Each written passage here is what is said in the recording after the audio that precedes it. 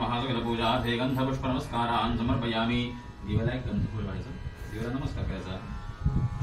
बोधीप ब्रह्मरूपस्वन् ज्योतिषां प्रभुरव्ययः आरोग्यं देहि पुत्रां च सर्वान् कामांश देहि मे। दीपदेवताय महासुगंधपूजार्थे गंधपुष्पनमस्कारान् समर्पयामि। हात जोडून देवाला प्रार्थना करायची। शुभं करोति कल्याणं आरोग्यं धनसंपदा शत्रुबुद्धि विनाशाय दीपज्योतिर्नमोस्तुते। दीपदेवताय नमः प्रार्थना नमस्कारान् समर्पयामि। कळीभर पाणी हात सोडून द्यायचं।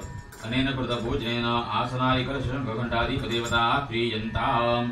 शंखातलं पाणी गंगाधरी केल्यात घ्यायचं, शंख परत भरून ठेवायचा। केल्यामध्ये शंख परत भरून ठेवायचा।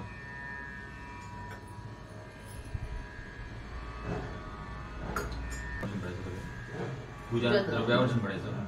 देव साहित्य आहे पूजेचं, स्वतःच्या अंगावर शिंपडायचं।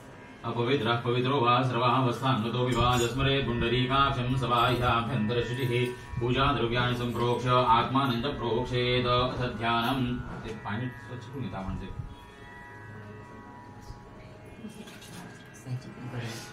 हातामध्ये तुळशी पत्र घ्यायचं।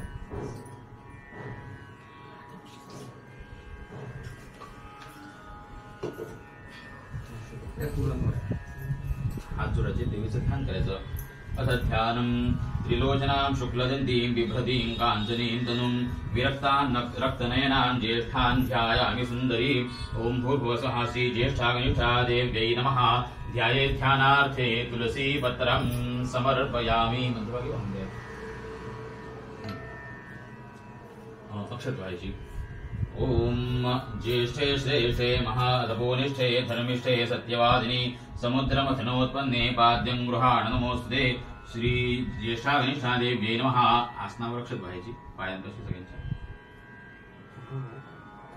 बसल्या बसल्या। आसनं समर्पयामि।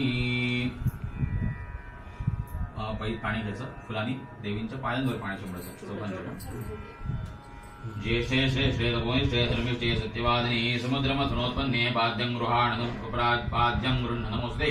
श्री ज्येष्ठा कनिष्ठा देव्यै नमः। पादयोः पाद्यं समर्पयामि। पाणी टाकून दे, पाणी घ्यायचं। परत गंध अक्षत एकत्र करून फुलांनी देवींच्या हातांवर पाणी शिंपडायचं।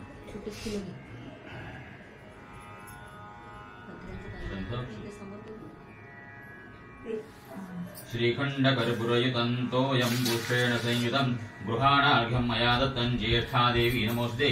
श्री ज्येष्ठा कनिष्ठा देव्यै नमः। हस्तयोः अर्घ्यं समर्पयामि। चांगलं पाणी शिंपडायचं।